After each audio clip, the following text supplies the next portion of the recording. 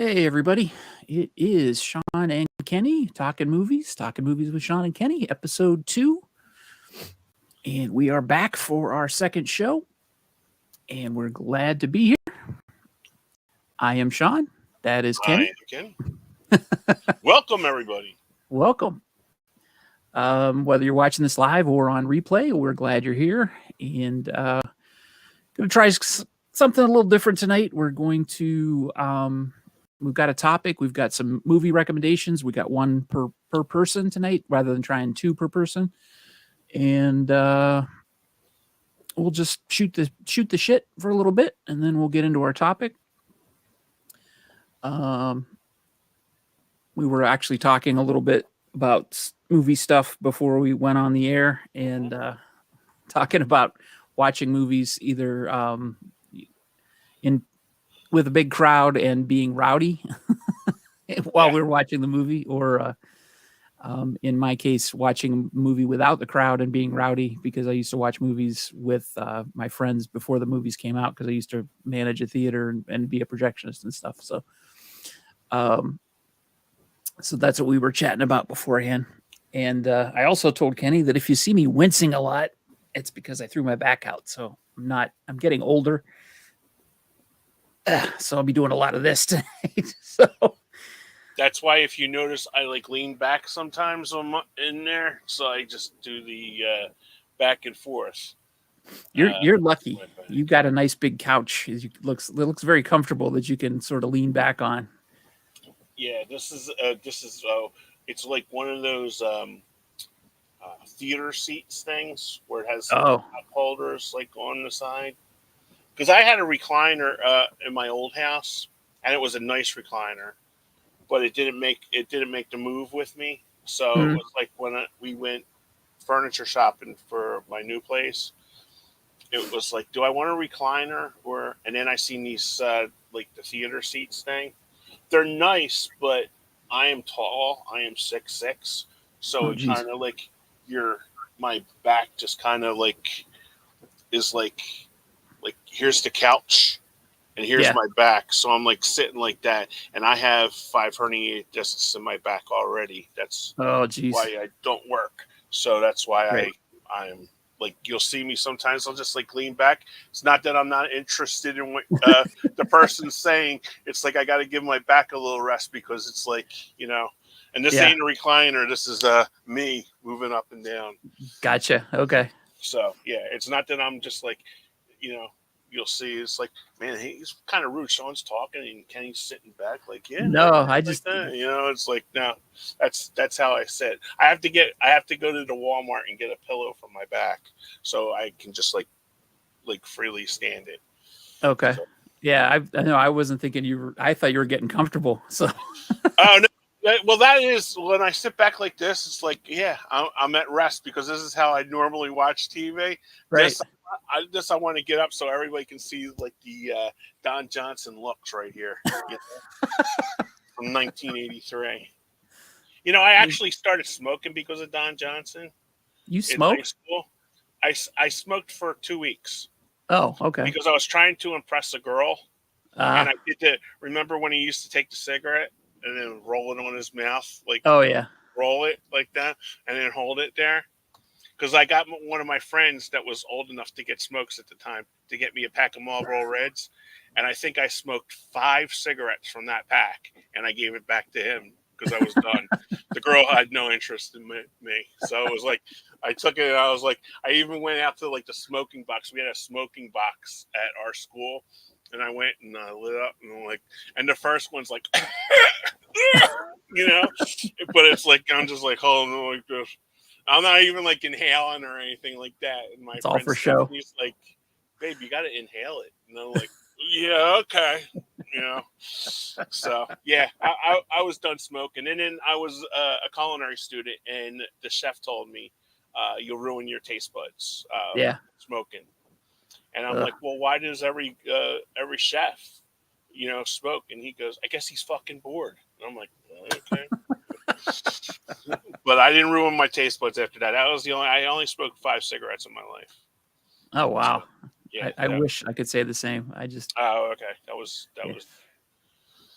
Yeah, not. Well, I am not a smoker, but I was for a hot minute. So, do not recommend. yeah. Um, okay, so we are talking this week about movies that did not do so well at the box office, but then became big hits later on. Yeah, I think this is an interesting topic because um, you get movies out there like, say, War of the Worlds. Okay, Tom Cruise. Okay, Mhm. huge monster hit, does great at the box office. But then you get like little movies in there that were like little niche movies. Yep. You know that the studios had high hopes for, but they get swallowed up by the big blockbusters. Right. You know, and then when they go to, like, I have a couple examples when they go to, especially like in the early '80s. I have some, Mm. especially if they hit cable. HBO was like really huge in those early '80s, and that was even before video stores. You hit HBO, and you couldn't wait to get the book. We always got a book that came out, and it tells you what's coming on. Hey, August 14th, Arthur is coming on HBO, Yep. and you would circle it and say, "Mom, don't make any plans for April. August 14th. Arthur's coming on at 8 o'clock," and that was like a huge thing. You Yep. know, and I just think this is a really interesting topic because you'll be surprised of some of the movies that you thought that were like really huge hits out there that were Yep. just bombs. They just they just got swallowed by the big blockbusters. And the big blockbusters, I mean, I don't see like a lot of love for, like, I'll just make that distinction. War of the Worlds, the Tom Mhm. Cruise one. Okay. Yeah, it was a big blockbuster. Spielberg was behind it and stuff like that, but I don't hear a lot of people talking about it like in 2024, unless it comes to 4K or it gets this like big, Yeah. Well, expensive. that's one thing that I found while I was kind of researching for this topic is that a lot of the movies are that came out and flopped and then became, what we call cult classics or word of mouth movies or movies that became more successful later. Um, they are not more recent movies. I have some examples of movies that were flops in the theater, but I think it's mostly because of the pandemic Yeah, that they became bigger hits on streaming, and they all came out in 2021. But I think that's more due to the market and due to the pandemic them than anything, like actual word of mouth or actual them getting tread, as they after their release. Uh, you know, like a movie, like I'll just throw something out there. Like I was thinking of the first movie that came to my mind when I thought about this topic is a movie that I haven't even seen, which is The Adventures of Buckaroo Banzai Across the Eighth Dimension, oh, okay. which I've never seen that movie, but I know a lot of people like it, and I know it didn't do that great at the box office.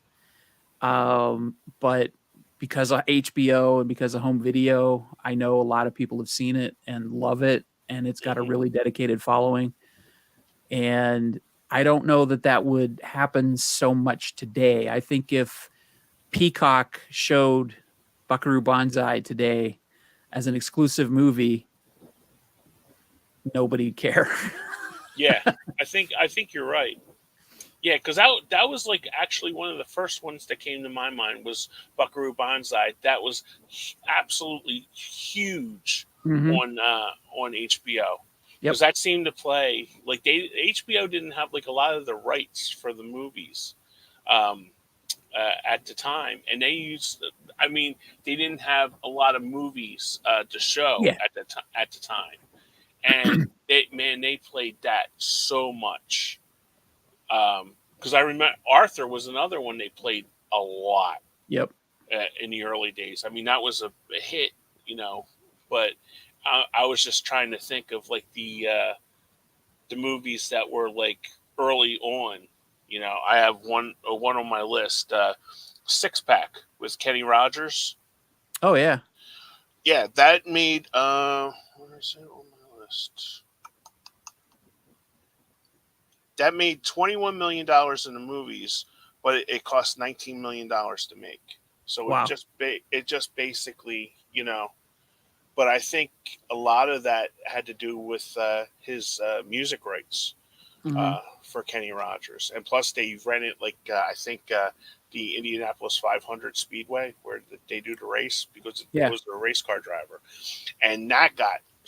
I mean, it did a little bit because early '80 Kenny Rogers was huge, Yep. and I think that's why they were pushing like all of his stuff, but that didn't do really well until it hit HBO, and I remember that was a huge thing. They had. I remember when I was doing my research, I looked it up. '83, they had Kenny Rogers six pack going at 8 o'clock on Saturday, and then they had the Kenny and Dolly in the round concert on Sunday night, 8 o'clock live Hmm. on HBO. So it Yep. was a Kenny Rogers weekend. Yep. Yep. I remember one of the first concerts I ever went to see was James Taylor and Kim Carnes, I believe, was the opening band or the opening act for him. Hmm. And she was big because she had had a hit with him, with Don't Kenny fall in love Rogers. with a dreamer. Yeah. Yeah. And I was like, that was the only way I knew her. And then she had Betty Davis eyes later, but it was, Kenny Rogers that sort of slingshot her to stardom. Yeah, So he was mammoth back then. yeah. Um, yeah, I never really got to see Six Pack. But my stepfather watched it all the time. All the time it was on because he was a huge Kenny Rogers fan. Yeah, He well, was you always had to debate because it was like Diane Allen's like 4 years older than us, so it's right. like prime Diane Allen, and then you had Aaron Gray, who was hot in Buck Rogers. Yep. She was in that, so it was like, okay, do you like the mom or do you like the daughter? And it was like I always went. Aaron Gray was very pretty, but I always went towards Diane Lane. Right. Right. Yeah, Diane Lane. I didn't start to appreciate her until what was it? Streets of Fire. Oh yeah, Yeah, that's when she caught my eye. It's another movie I haven't seen, believe it or not. dude, she was 19 when she did that movie. Oh man, Just that's think of why. that. Yeah, so I She was was 16. She was 16 when she did Six Pack because I was 12. so Streets of Fire came out in what 84? 84. 84. Okay, so yeah, I was 14 then, I think. So yeah, she's like Yeah, 3 years older. Yeah. yeah. You watch that now, and it's just like, Wow. it's crazy. Like when you go back, it's like especially with Phoebe Gates just turned 61 today, Oh really? and yeah, so it's just like when you think back, uh, she was 19 when she did Fast Times at Ridgemont High. So she's 5 years older than me because I'm 56. Yeah, Oof.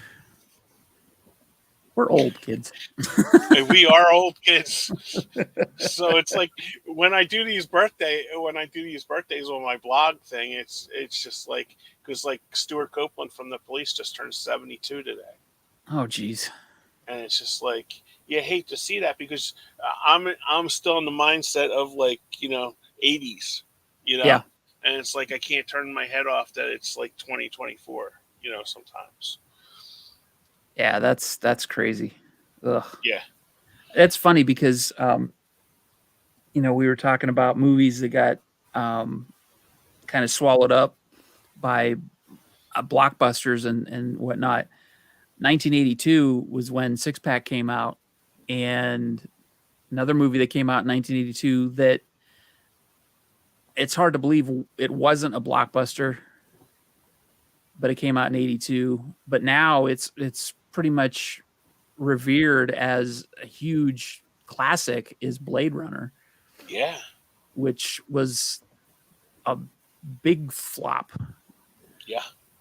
Um, it grossed, what did I write down here? 41 million at the box office, but I Let me look up how much it actually costs to make.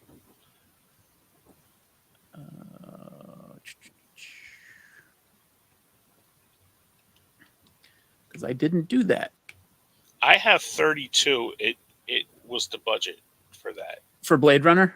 Yeah. Okay. Yeah, I have between 28 and 30 million. So yeah. So it made more money, but then you got the marketing and the all that stuff, and that's crazy. So Yeah. but you talk to anybody now who's a sci-fi movie fan, and it's always in the top, at least the top 10 best science fiction movies of all time. Yeah, if not top 5, because that basically started the trend. You know, Yeah.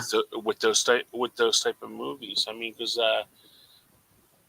it's crazy to think that bombed. Yeah. Back then. And it You took know, what? When did Blade Runner 2049 come out? 19. Was that 2019? Yeah, let me think. I'm almost sure. 2017. 17. Okay. Yeah. So it took that long for a sequel to come out because it gained momentum enough for there to be a sequel. And then what happens when the sequel comes out? It bombs. Yeah. So we'll see. Maybe in another 20, 40 years, we'll get a third Blade Runner film. Yeah. Really. With a CGI Harrison Ford. Right. There's a Blade Runner series coming though, isn't there? Didn't we talk about that I at some believe point? so. Yeah. That's Yeah. crazy to think that. I forget where that's coming at. Maybe Amazon Prime? Yeah, it might. It Yeah, might here be we go. Amazon. Yeah, Amazon Studios. Yep. Blade Runner 2099. But it doesn't say when it's supposed to come out. We should prepare for Blade Runner 2099 to debut sometime in 2024. Mm. Hey, Mike. Hey, Mike. Thanks for joining us.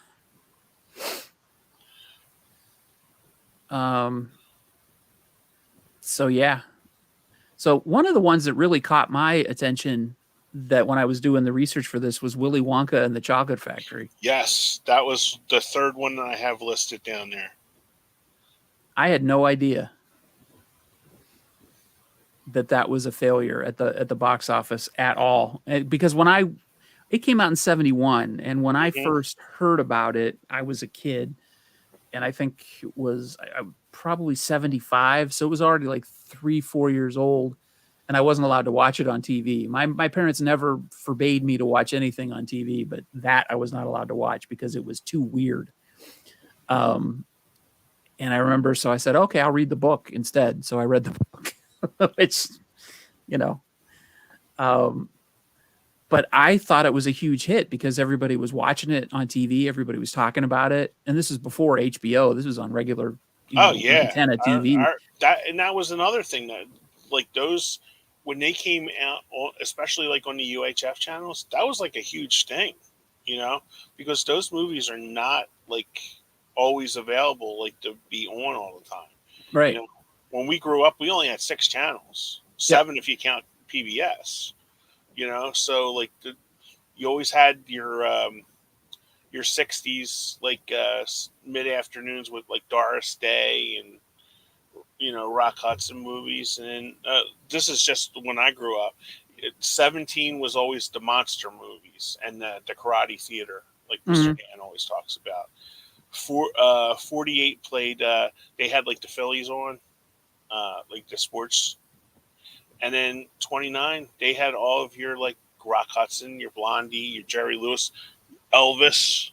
Yeah. Elvis movies were, so when a contemporary movie came on, man, that was a big deal. Yeah. Yeah. You had more TV channels than I did. And are you talking about like over the air TVs, like for the because we had the rabbit ears. So we had 3 UHF channels, and then we had 3, 6, and 10. Okay. Because Fox wasn't a thing, so you had ABC, NBC, and CBS. as your three basic, and then UHF you had 17, 48, and 29. Yeah. Where I lived in around Sharon, Pennsylvania, back in the early '70s, and we had to get our TV from Youngstown, Ohio, and we could get um, 21, 27, and 33, all from Youngstown, and those were ABC, not, and we would get the three networks basically, and then we would sometimes be able to pick up channel 45 Oh, from okay. the Akron area, which was the PBS station, and that was it. That's all we got. So if I wanted to watch movies, I would have to watch channel 27, which did the money movie in the afternoon. So it would be like the '60s movies and the '50s movies, and then on Yeah. the weekends I think they would show movies in the afternoon. Um, but we got cable fairly early. I think we got cable in like '76. Oh, okay. So Wow. yeah, so I remember we first got cable. I I started getting a lot of channels from Cleveland. We got the Youngstown channels, and then we got the channels from Cleveland. And so then I was able to see channel 43, which showed like the Godzilla movies, like Superhost, and on Saturdays, and they had their version of the money movie, so they had more movies in the afternoon. And then at 8 o'clock at night on a Saturday, they would sometimes show horror movies, or they would show um, like suspense movies or Alfred Hitchcock movies or something like that. So that's how I got. It wasn't until we got cable that I got interested in watching movies a lot, because I didn't really have any exposure to them until we got cable, Yeah. or they showed stuff I wasn't interested in, which was like, you know, the movie packages that they sold to TV stations back then, which was a lot of stuff that wouldn't appeal to a little kid. Yeah. Yeah. It wasn't because we didn't have a lot of money growing up, so that was like our force of entertainment, Yeah. TV, pulling in the Yep. 13-inch TV and watching that. Yep. So Yeah. So when something like Willy Wonka would come on, like you were saying, when Willy Wonka would come on at 8 o'clock at night, or Wizard of Oz, which is another one that flopped at the box office and hmm was a big hit because of the so did Chitty annual. Chitty Bang Bang. Really, I did not Yeah. know that. Yeah. That flopped. That flopped too. Okay, Because it was also it had it, when I looked it up today, because it had a um, parental advisory for scaring little children. really? Some they said in when I looked it up on the Google, they said in some places, I think it was like in, I want to say like bumfuck Ohio, or like I'm just saying that because you're from Ohio, but I think it was like sort of like Nebraska or like North Dakota. They put like an advisory up for Chitty Chitty Bang Bang, which I thought was kind of interesting. Huh? Because I don't really think of that as as scary. You know, Yeah, that's another one I never got a chance to see when I was little, and I to this day I've still never seen it. really. My Um, mom used to sing us the song because she used to watch it, and we used to. I remember us sitting on the bed, and she used to like grab, when we were little, grab around us, and and start saying "Chitty Bang Bang, Chitty Bang Bang, I love you," kind of. yeah, Thing. So that's funny. yeah. I was over at one of my friends' houses when I was little. I was probably like 6 or 7, and I think they had a book, like a picture book of Chitty Chitty Bang Bang, and it was the only connection I'd had to it. I'm like, oh yeah, this is a movie. It's on TV all the time, but I've never seen it, so I didn't know. It was like a picture book, so I didn't want to. I was at their house. I didn't want to sit there and read it while I was at their house, Right. but I was like, I've never seen this movie. I want to see this movie, and for whatever reason, I never saw it. But I hmm remember when it would come on TV, I'd be like, "Oh, I want to see this movie," and I would never watch it. I think maybe it was because my bedtime was so early or something. I don't know. But like I said, my parents never really forbade me to watch movies. But I only one that I remember that they wouldn't let me watch was Willy Wonka and the Chocolate Factory. That was the only one I was specifically told, "Nope, you're not watching it." Yeah. The only one that I was not allowed to watch was Porky's. That was what the a, only one what a because difference. I remember my uncle saying to my mom, "Don't let Don't let Kenny watch that. And You know, it's so funny because like 4 years later or 5 years later, I remember my mom was passed out on the couch. You know, she used to go to sleep at like 9 o'clock, and she'd fall asleep on the couch, and I would sit in front of the TV with my hand on the dial because we didn't have a remote control, and I'd turn on Halloween on HBO, and I'd sit there with my face right up against the TV and watch it. And if she made a noise like she was waking up, I'd change the channel.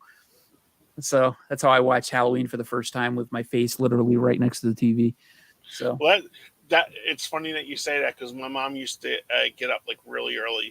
She was in at work at by 6:30 mm, every day, Monday through Friday, and I remember Friday nights she was just like dead, from a yeah. long week and stuff like that. So I remember, all right, boys, don't stay, especially during the summer. All right, boys, don't stay up late. And remember, in the '80s, you have the box that you push the buttons Oh for yeah. it to come on. Got 35 channels, and I remember if you like. And we had it down to a science. My brother would get like a little piece of tape. If you could push down the two buttons at the same time, you could get a scrambled channel. And it was sort of like the movie channel because we already had HBO, Yeah. but sometimes the movie channel or Showtime used to come on. So Chris would get the piece of tape, put it in between there, and like hold it down, and then we'd like be on the lookout to see if mom had to go to the bathroom or something like that, check because all it was like it was before Skinamax. Skinamax used to play Yep. those like Emmanuel and stuff like that. The soft But core stuff.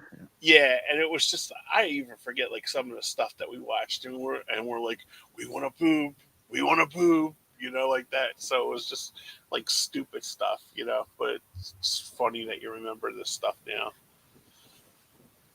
Hey Jim, Hey, Jim. how's it going? Thanks for dropping in. Now here's another surprising one from my list because me and Sean have no idea what's on our list. Nope, Okay, we did not share what's on our list. we did not share. Okay, this one really took me out, and I was surprised by this because it's a let's play a game. Let's see if Sean can guess this. 1998 movie. Okay, it was Okay. the height of her popularity. Okay. Okay, she made a lot of music videos with a certain band. With a The certain band's daughter. Okay, thing. it was the movie that I'm thinking of is had a budget of $10 million, and it made $300,000 in the box office. Let me check my list here. Maybe I have it. I'm just not thinking of it. Okay. Hmm.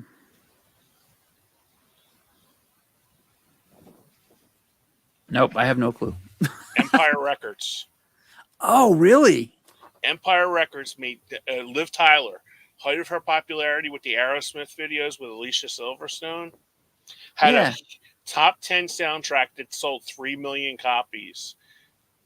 And Wow. it only made 300,000, according to IMDb, $300,000, and it was a bomb. But then, Wow.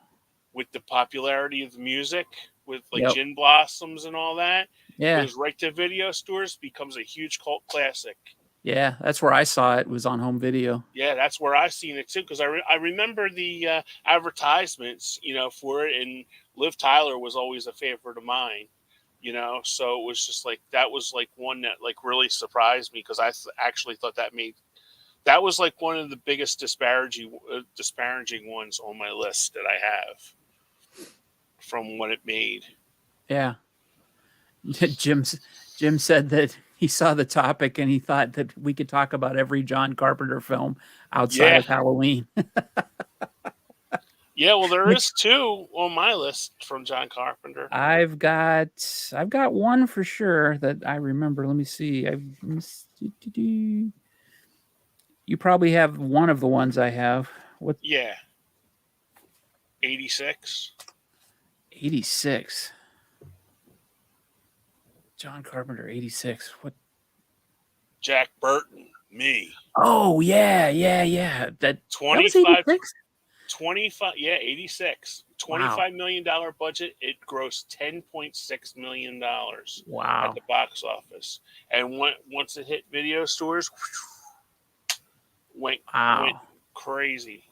I don't know why I always think that was later, like 87 or 89 or something like that. I have a horrible confession to make. I watched that about a month or two ago, and it's the first time that I remember watching it from beginning to end. Is that right? Yep. Wow. Yep. Yeah. Yep. Near Jim's, Dark. Yep. yep. Jim's That got is one. Yep. that's not on my list, but that's a great example. Yeah. It should be on my list because I love that movie. I Yeah. remember renting that very, very early after it came out and loving it. I thought it was amazing, and it's one of my favorite movies of all time. But yeah, that was a huge dud in the box office. And to keep the dark in there, Dark City Yeah, yeah, definitely. was another one that just died at the box office. But once it hit video stores, went crazy, go nuts. Crazy go nuts. That was Fernando. Remember Billy Crystal's? I go crazy, go nuts. Yes. You're marvelous. Yeah, it grossed Near Dark grossed 635,000 on its opening weekend on 262 screens. It went on to make 3.4 million, Mm-hmm. and it cost 5 million to make. And then, of course, then the Lost Boys came out and went wide release on 1,500 screens, and it was a huge hit. Mm-hmm. Yeah, Jim brought up, but that was the first one that we talked to about. Jim was Buckaroo Banzai. Yep.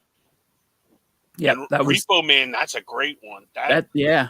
That's another one that hit HBO like the ball running, and I think that's one of the first ones that I remember renting, like sci-fi, like from the Rite Aid down the street. Mm-hmm. Repo Man was 84, right? I thought it was 82, but I could be wrong. Yeah, I used to be really. I get those confused with the 84. 84. Okay. Yep. Yeah, I didn't see that till the 90s, I don't think, but it was on home video. Yeah, and Dark City I saw in the 90s. Well, it came out, what, 90, 98, 99? 90, yeah, 98 or 99. Yeah, unfortunately, I've only seen that once, but I did pick it up on Blu-ray because I want to watch it again because one of my all-time... Jennifer Connelly's in that. Yeah, one of my all-time favorite musicians, Gary Newman, has a... oh, that's right. Yeah, I remember. He has a song on the soundtrack, but I don't think it's in the movie. Yeah, Jim said, I was one of the lucky people that saw it before it totally disappeared because he was working in the theater in the 80s. Which one is that, Jim? Is that Repo Man or Buckaroo? See, this is another discussion I'd like to have. Why don't they put these like movies that are like classics out like in theaters? Like I remember Mr. Dan saying that he went to see like The Thing, 82, the Kurt Russell one. But it's just, man, I'd love to see these, in the theater because it was like, I was either too little or we didn't have the money to go see, or go see the movies. Oh, you went to see all three? Oh, he saw all three of them. Good for That's you, cool. Jim. Yeah, I worked in the theater in the late 80s, early 90s, and then back again in the early 2000s. But I didn't get to see any of those in the theater. Yeah, the 80s and 90s, we went to the movies a lot because basically that was like your entertainment. Like if you wanted to see a movie, because you had no idea when these movies were going to come out on video, So it was like if you wanted to keep up with the conversation at school, you went to see these movies on Friday, Saturday night, Yep. So it was just like, because I remember one of my friends going to see Little Big Trouble in Little China, and he just didn't get it. He just like, oh, it's stupid. Kurt Russell, he goes trying to be Snake Plissken, and I'm like, when I went to see it, I hit him in the back of the head. I'm like, he's trying to be John Wayne, dumbass. He ain't Snake. Yeah, I think you totally missed the point. Yeah, I was like, and I remember us renting it. He came over to watch it, and he goes, "Oh, now I get it." I said, "Dude, it's a tongue in cheek." He's trying. He's trying to be like John Wayne in this movie. Because he thought it was like a total like runoff of Snake Plissken. Yeah.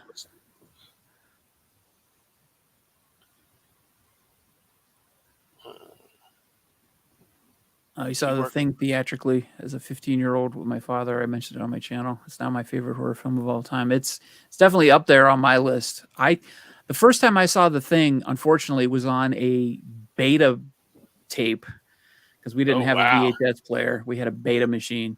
And the only place we could rent beta movies was from a furniture store that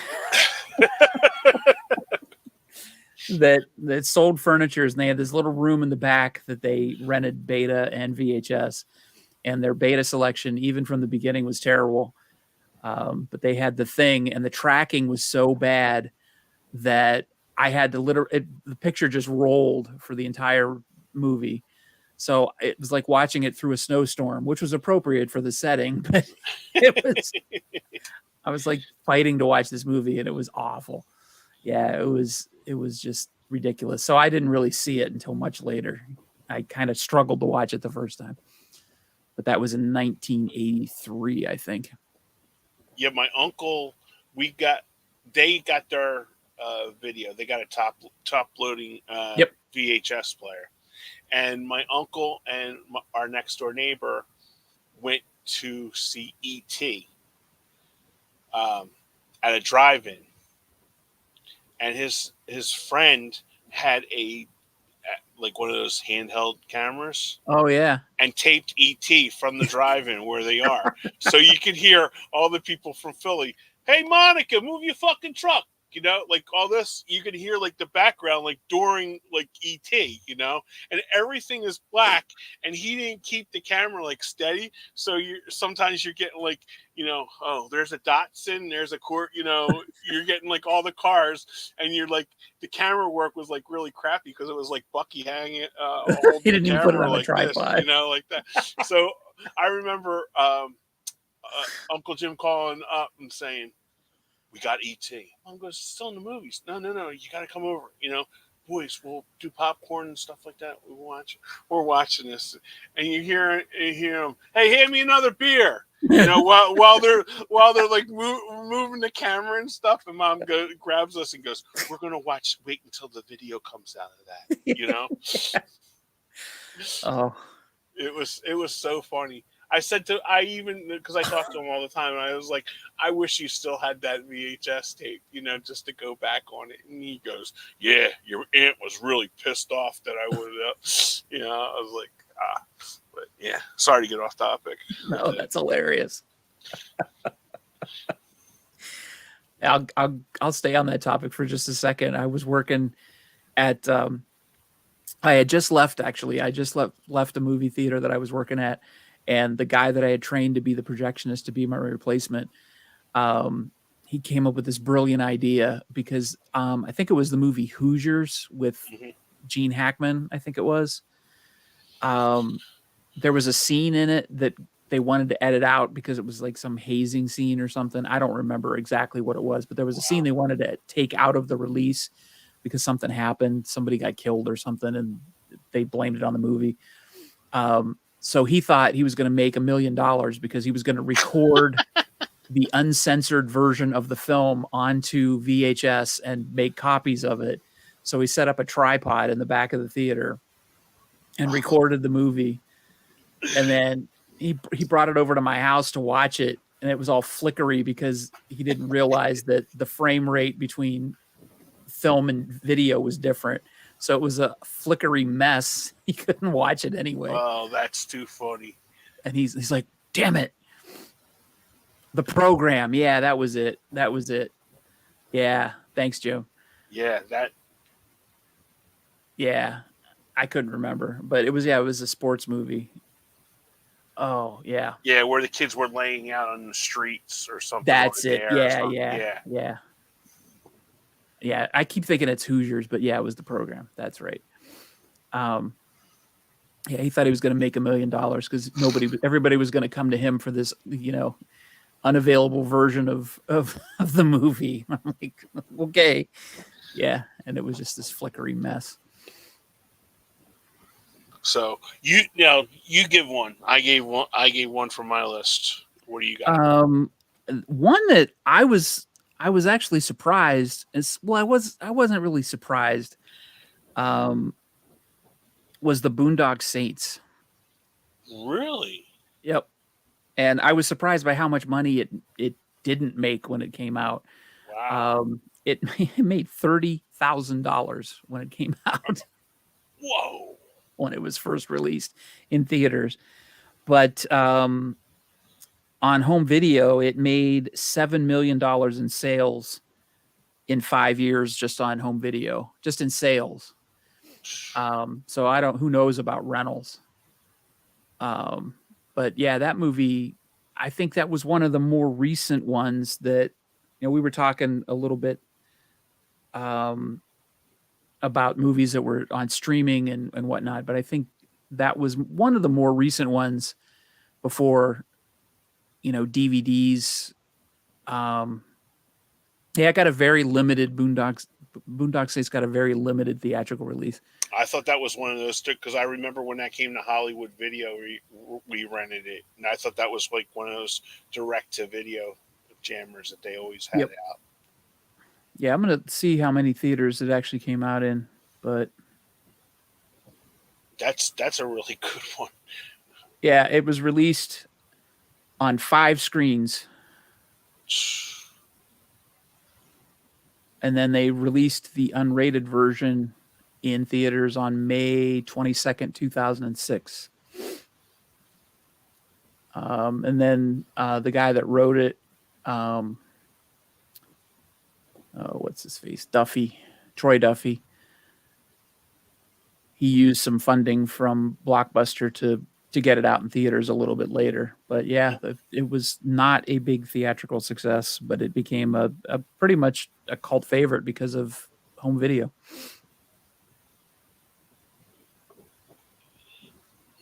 Okay, here's my next one. This is from 1985. Okay. Okay. It was supposed to be they were supposed to do a trilogy of these movies. Okay. It cost $35 million to make and took in 13.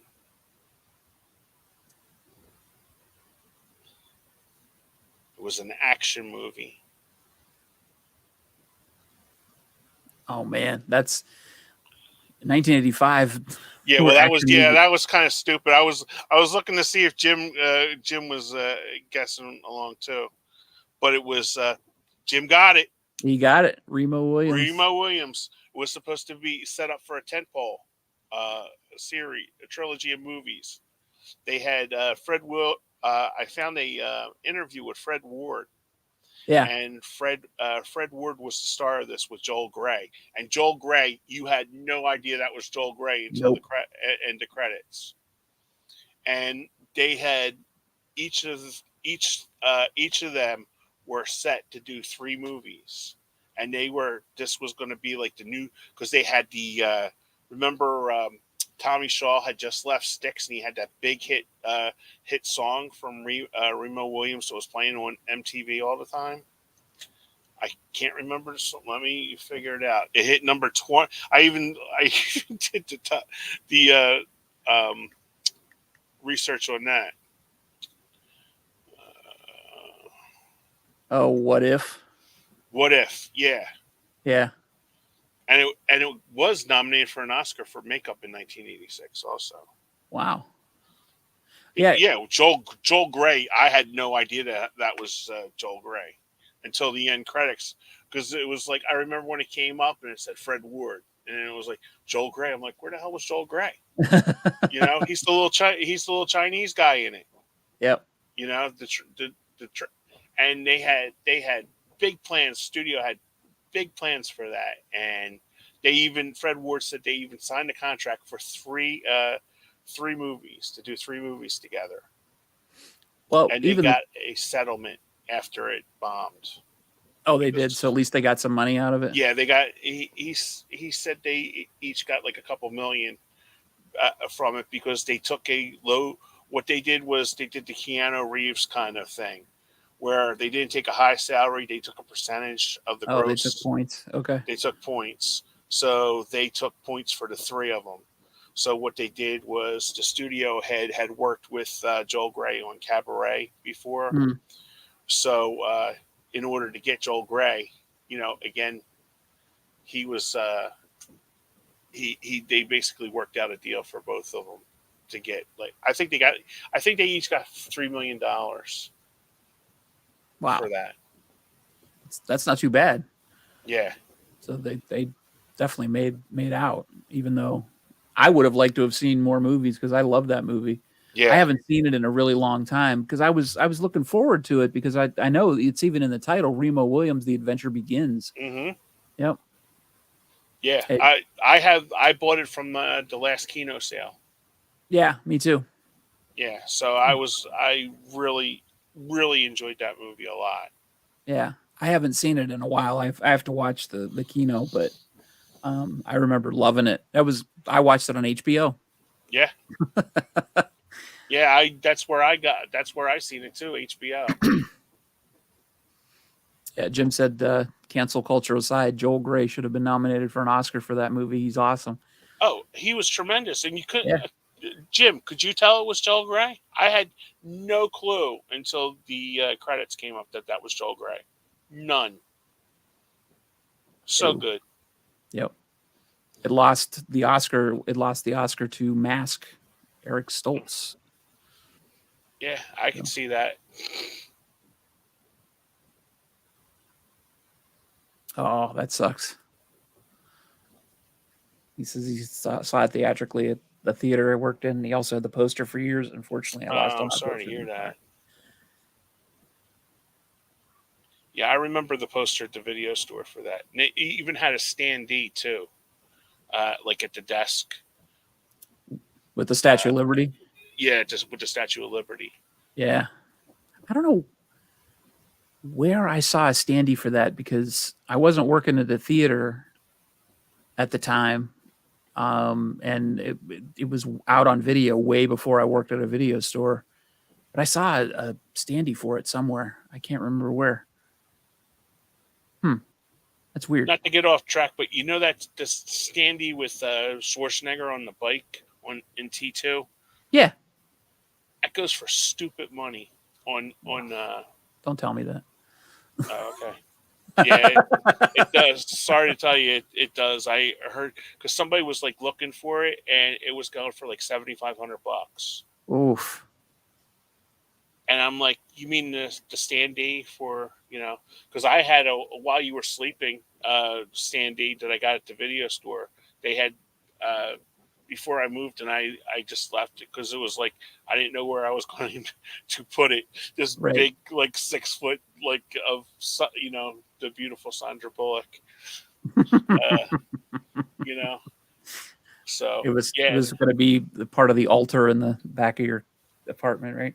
Yeah, I swear that was going to be like a big standee because I even had a wrestling standee. It was like 6 foot tall of when the new wrestling game came out. And I was okay. What the hell am I going to do with this? At least it was a nice display. There you go.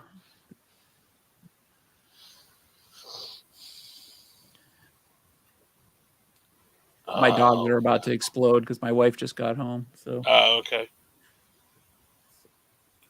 Did you read? Wait till you read Jim's last comment. You're going to like vomit in your mouth. Oh yeah, I see that. Oh, that's right to the heart, Jim.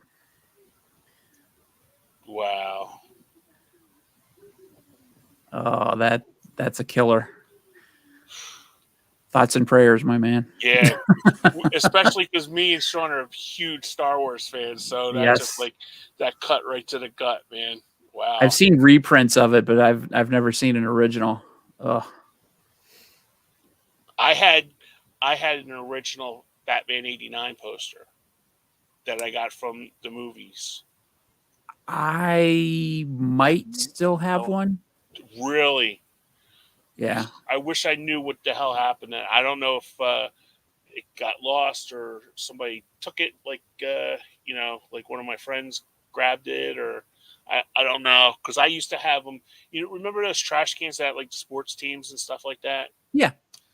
Well, I had one, like, my Phillies trash can, and I had like old movie posters because I would hang up, like, I used to take them from because they weren't using them at the video store, so I had Waterworld, uh, the hell, Mall Rats, Water, Pulp Fiction. I had them, Mhm. like, all hanged up, and then what I would do was, like, I'd, like, hang them up for 3 months, and then just put them in a box. And when our movie store actually closed, they had the laid up boxes with Yeah. the VCR thing.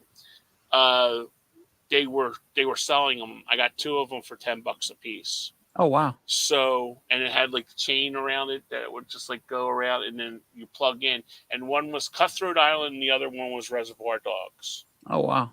What That's happened cool. to that when I cleaned my garage? I have no friggin' idea. Because I even said to my cousin, I said, "Oh, great, I can hang it, in my new place." So when we cleaned out the garage, I'm like, "Did you see these?"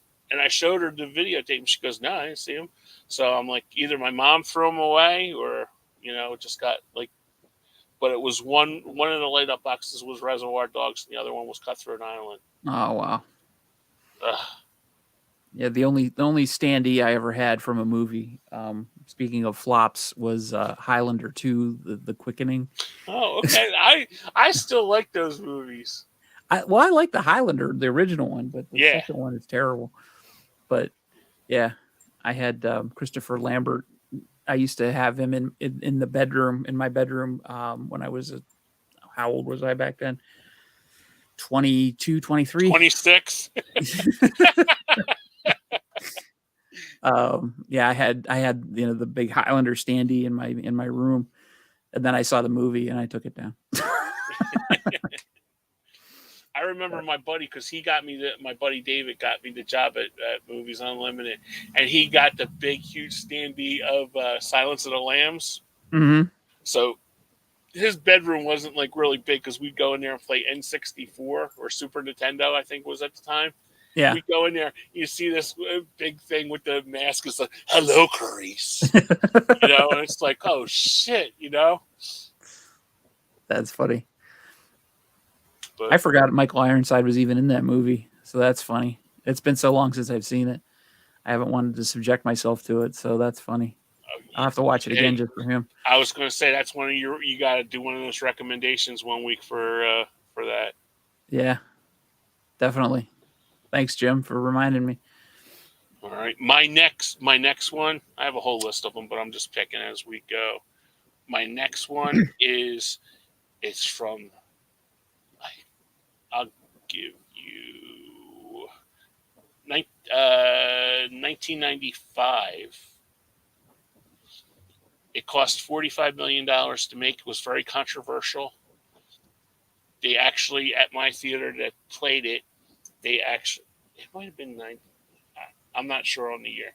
Made 45. It cost $45 million to make. It took in 20. At my theater, they actually had cops at the door to check your ID even after you bought the ticket. 95? I want to say it's 95. I might be wrong on that. It might be 96. That was, of course, of all the ones I wrote down, that was the one I picked, and I didn't write the date. The year. I think Jim got 95. it. It was 95. Yep, Jim, were you in my house when I was writing this list, pal? That's from the era that I didn't see too many movies, so I did watch that eventually on home video, and it did become a cult classic. That's for sure. Yep, That's for sure. absolutely. Yeah, me and my friend rented it one night, and we started drinking dark beer and watching that movie. Oh yeah, that was That was a popular because recipe for disaster. Mama from Saved by the Bell was going to be nude in it. Oh, we'll toot Jim's horn here. Okay. Good job. Yeah, Round of applause, Jim. That was good, dude. All right, definitely. what's next up on yours? Um, well, I think I've got all like the big mainstream ones. You've got a lot of the ones that I didn't even know were flops that I didn't even think of. Um, Well, that's why we each did homework, so we can just yeah, basically, go. That's what makes it good. yeah. One another one that I didn't know was a flop was Hocus Pocus from '93. I didn't have that on my list. See that? Yeah, I did not realize that. I'm gonna check and see what it costs to make, but um, it made 39 million when it was released. Let me see what it. Yeah, it was initially a box office bomb, possibly losing Disney around 16.5 million during its initial theatrical run, Wow. but largely through many annual airings on the Disney Channel and Freeform, it's been rediscovered by audiences and results in a yearly spike of home media sales of the film every Halloween season. Yeah, that's the go-to of like when they have spooky season. Yep. You know? Yep. And strangely enough, I've never seen that one. Really? Yep. I bought it. I bought it last Halloween to watch, and we didn't get around to watching it, and I didn't want to watch it when it wasn't Halloween, so I saved it for this Halloween. That was big in my household because mom liked Bette Midler. So Yeah. anything with Bette Midler, my mom used to watch. I remember, and getting off track again. HBO used to show her HBO concerts like Divine Madness and stuff. When her music concerts and stuff, when Mhm. she like circle around in the Yeah. wheelchair and stuff. And one of her backup dancers was Katie Seagal. Really? Yep, Married with Children's Katie Seagal. I did not know that. Yeah, she toured with Barry Manilow. I am a Barry Manilow fan, and Bette Midler in the early, the 70s and the 80s before she got really huge. I can give you my little Katie Seagal trivia. She sang backup vocals on Gene Simmons' first solo album in 1978. Is Wow, I didn't know that. Okay, of the Kiss solo, you were Gene. As far as which one did I like the most? Yeah. No. Oh, I was Ace. Mm-hmm. I was Ace. My brother was Peter Criss. Yeah, I was a huge Peter Criss fan until I heard his solo album, and then I was like, "Oh, okay." I was a huge, especially New York Groove by Ace. Oh, Jenna Elfman. There's a top fiver right there for me. I Hey, wish I would have Katie. went to that recycler tour. Hey, Katie. Hi, hon.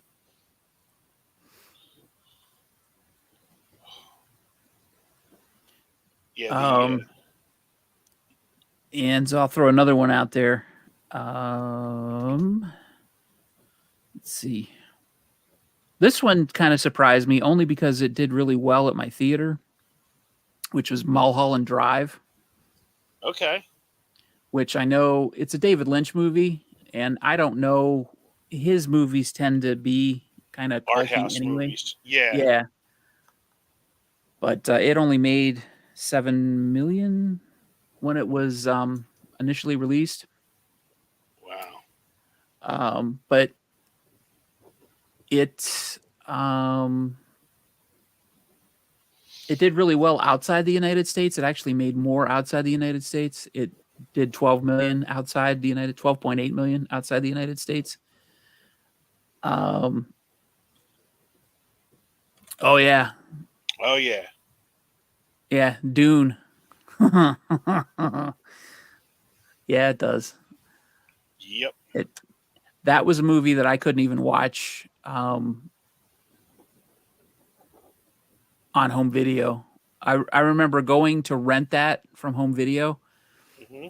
and I may have told you this story before, Kenny, but for everybody else who hasn't heard it, me and my dad rented it from home video on VHS, and it came with a dictionary of What? all of the terms used in the movie because it was so much stuff that was weird, and it explained like all sorts of different things, and we were like kind of intimidated by that. I think we made it 45 minutes into the movie and then we turned it off because we were just Wow. not getting it. And I'm not proud of that fact. I made it through the first Dune, the new one. I haven't watched the second one yet. It's not like they didn't make sense. It didn't make sense. I don't know why it didn't make sense, the David Lynch version, but I don't think we were ready for it at that point in 1984. But yeah, but people would come to the reason I was surprised by Mulholland Drive is because a lot of people came to see it at my theater over and over again because they were trying to make sense of it, trying to piece it together. And I've also told this story before that my house manager built the film and he put one of the reels in the wrong place. So it Oh probably wow. didn't help. Oh wow. So when people came to see it for the first few days that it was playing at my theater, they saw reel one, they saw reel two, they saw reel four, and then they saw reel three, and then they saw reel five and six. Wow. Yeah. That's a And cool no story. one noticed except one person came out and said, I think something's wrong with the movie because they take something out of the closet before they put it in the closet. That was the only reason somebody said something. Wow. So I went back and looked, and sure enough, Jim said so he did that with Life Force, and nobody noticed until the second showing. Nobody noticed with Mulholland Drive until the third day. Wow. We're doing good, Katie. All right. My next one that I have is Clue. Yep, that is on my list. That was a huge flop because they a marketed. I have like a lot of reasons why this movie bombed at the box office. They marketed it totally wrong. If you watch the original trailer for it, they totally marketed it wrong. And then putting each individual ending in different theaters. Because I remember you had to look on Friday to see, okay, ending A was in the Deptford 6. The B was in Stratford. The other one was in Morristown. I'm just, Hmm. these are Jersey ones. So they had the three endings, and you had to go to different theaters to go see different endings. So it was good at my school when that came out. I went to see the Deptford one. Then another one of my friends lived in Atco, got got that for the B ending, and then another one of my friends lived in Morristown, so we got to see. So on Monday, we took notes and we gave each one. Miss Scarlett did it with we did it, Yeah. and then the ending was the one that they always showed was I'm going to go home and sleep with my wife, with the with Mr. Green, Yeah. but that was totally mismarketing, and they didn't have it, and they should have really talked up Tim Curry more Hmm. in that the movie, and they didn't. Hey, Mr. Dan. Hey, Mr. Dan. I remember when that came out, I didn't know anything about the game. That was not a game that my family ever played. Shut up! You never played Clue as a kid? I think we played it once. Um, Wow, yeah, I didn't have a regular childhood, Kenny. that was a mainstay in my house. That and Parcheesi. My mom liked Parcheesi, Parcheesi and Yahtzee. Any Yeah, I kind of didn't like play games either like of that. those either. The only one Yeah. that didn't make the house, and my uncle always played it, was Monopoly. because Yeah. my mom's like, that's like the pork chop, the pork chop song. It's the song that never ends. It's the game that Yep. never ends. So it was like she'd always grab she goes, if you want to play it, take down Unks. Let him play it with you. I'm not playing that damn game. Yeah, I never played the game, so when the movie came out, I'm like, well, I'm not gonna get the game or get the movie because I never really played the game. And then I heard it had 3 endings, and I was like, well, how it's like there's 3 different movies. Why would you want to go see one and you're not going to see all the Yeah. endings? You're not going to see it, so why would you bother even going? And I just was kind of turned off by the whole thing. Then I remember when it came out on video that they were including all 3 endings on the tape, and I was like, okay, that's cool because then you can watch all 3 endings. So I could see how it would catch on, but I still didn't watch it. I never saw Clue until like 2010, believe it or Shut not. up. Totally serious. I went to see it. It was a late night showing at the Cedar Lee in Cleveland. I Oh my went like a God. midnight showing. Yeah, it was the first time I ever saw it. We went to see that in the theaters, and we seen the ending with Mrs. Peacock. Oh, Mrs. Peacock. We seen that one, and Jim said he went to see the one with Miss Scarlet. So yeah, it wasn't like until because the Death for Six had Miss Peacock one, Mm, and then when it came to video, my mom's like, because she didn't go with us that much, like in the mid. It was like a lot of her friends, but we did go to. But that was one that she stayed away from because she thought it was going to be too goofy for her. yeah. But then when she watched it, she was roaring, especially Madeline Kahn, flames, Yes. flames, flames, and that was an ad-libbed line too. Really? I didn't know that until I watched the behind the scenes. I watched a documentary they did. I think it was on the Hamilton book. I didn't get it, not a sponsor. The video about the guy going around and interviewing all the stars from it, and he said if you look at Mr. Green's face in there, he had no idea what the hell she was going to say at that point. That's Had awesome. no idea. It was all ad libs. That's funny. So Yeah, that cast is fantastic, Jim. That's an amazing cast. The one thing that I was disappointed about, and it's nobody's fault, but my friends all know me as the movie guy. Oh, he's seen all the movies, and I haven't seen all the movies.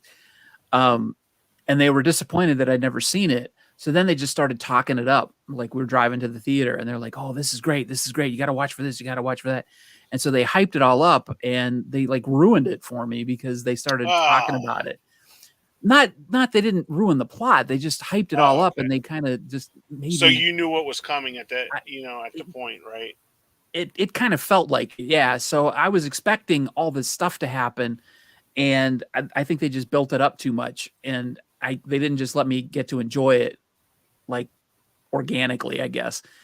So I think I would enjoy it more now if I just watched it by myself and I could just enjoy it without the anticipation of, oh, you got to watch this scene. Oh, you got to watch this scene. Oh, this is great. You can't wait till this. That's what they were doing, and it was My driving me nuts. do you have that on the 4K or Blu-ray? I don't have it at all, believe it or not. Shut up. I don't own it. That was one I don't like. I see all these people triple dip, buy like 8 copies of the same movie or something. Yeah. I had that on Laserdisc, DVD, VHS, and I just bought it on 4K the last time it was on sale. I had a gift card, and I got that, and it was like, oh my god, I had to have this. Yeah. But the cool thing about that, and it was in the like the bonus features. One reason why Lee Ving was Mr. Body, why he was cast as Mr. Body, because he was leaving the movie really quick. He was one of the, and he goes, and that was like a cool little Easter egg that they put on there, and it was like leaving, and I thought, what the hell's his name? So when at the end of the movie they flash like the clue cards, and it has leaving, and I was howling my ass off when I seen that because I didn't get the joke until I seen that, and I'm like, oh, that is just great. That's funny. That's funny. Yeah, Jim said that he felt that way about The Exorcist when he was a kid. You know, if somebody talks up a movie a lot, and The Exorcist is one of those movies that happens a lot, where you hear people talk about it's the scariest movie ever made. It's the scariest movie ever made. And if you go in with that mindset, you're expecting something completely different than what it is. But if you go in not expecting it, you'll probably be more affected by it, I think. I actually that was one of the ones that I'd never seen up until about 5 or 6 years ago. Yep. Exorcist, because I just Shut up. well, where I get that from is Dharma and Greg. If you Yeah. ever watch Dharma and Greg, Oh, yeah. and she always went, "Shut up," and just like pushed him away. So I started doing that at work, and I just like that was like clicked. So I Yep. had to actually show that to my niece Emily. That's where I get it from. So because I always go to her, "Shut up," and one of her friends go, "Why does your uncle talk stupid like that?" You know, it's like, babe, that's where I get it from. So it's like she just pushes them out of the way, but that's where I get that from. But That's awesome. Yeah, it's, I don't know. Exorcist 3 is one of those movies that I love to tell people about, but I don't want to play it up too much because that's a movie that can really get under your skin if you let it. But I don't want to hype it up too much because I don't want to ruin it for people, because it's a movie that kind of snuck up on me. And when I saw it in the theater, I sat down to watch it while it was playing in my theater, and I was like, "Oh, Exorcist 3, this is going to suck," because Exorcist 2 was terrible. And I sat down and I started watching it, and I'm like, "Holy shit, this is really good. This is really I'll have good." to. I do own that on. I own all three of the Exorcist movies, but I've only seen the first one. I've never seen Yeah, two skip or the three. second one, watch the third one. Oh, okay. The Heretic is terrible. And then there's the prequels, which I have not seen, but I just watched that one. I think Katie recommended it to me. As a matter of fact, I think you did. Katie recommended it.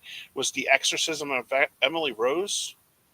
Holy that's a good hell, one. that movie's good. That's a good movie. Oh, you seen it too, Sean? Yeah. If that's the That's one I'm thinking really of. There was a bunch of exorcism movies that came out all around the same time, and I think I watched that one. yeah. It was the courtroom the courtroom drama where they play out the case in court and stuff like that with Tom Wilkinson. No, then it's not the one I saw. Oh, No, okay. I haven't seen that then. Oh, okay.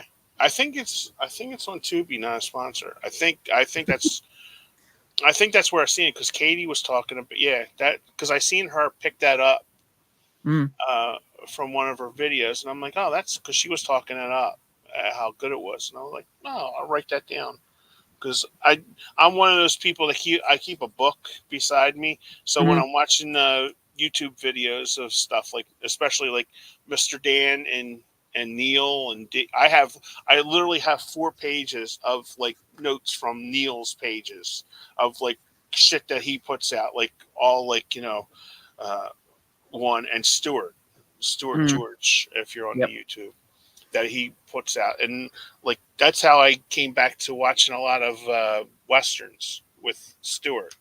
Hmm. So yeah, not to get off track again. No, you're fine. Yeah, Jennifer Carpenter. She plays Emily Rose.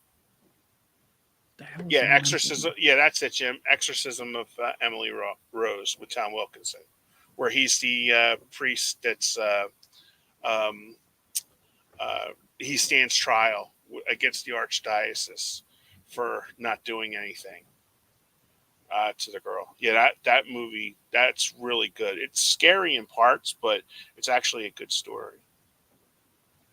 Maybe that is the one I'm thinking of. I don't know. I have to watch it. It was a while ago, and that one came out in 2005. It may be the one I'm thinking of, Yeah. but I don't remember the courtroom part about it, so I don't know.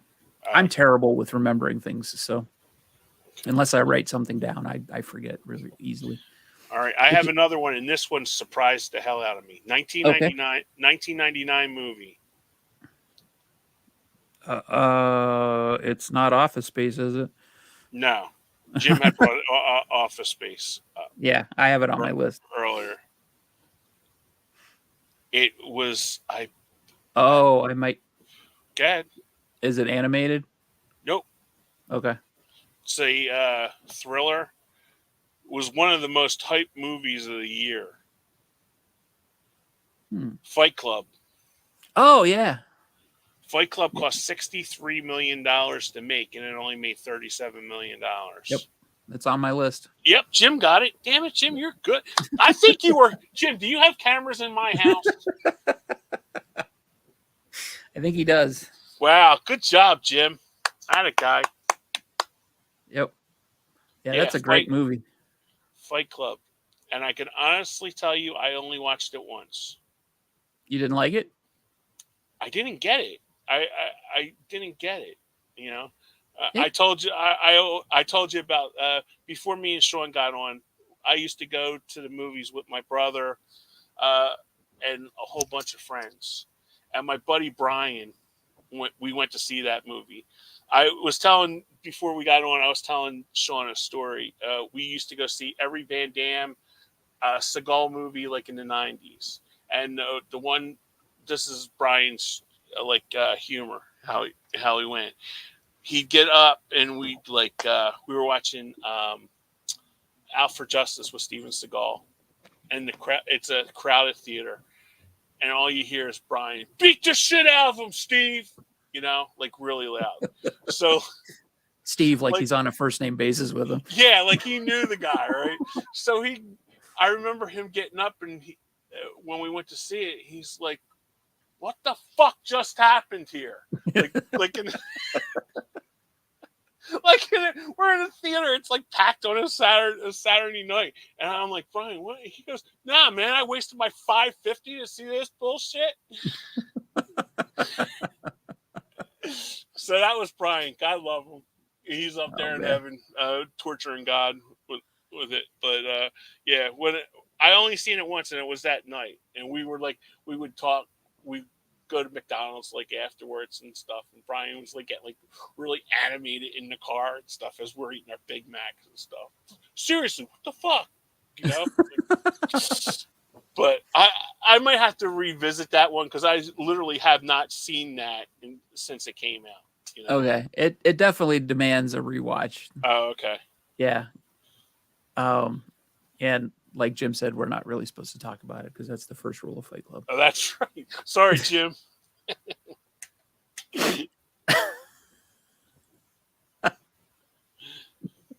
This comment.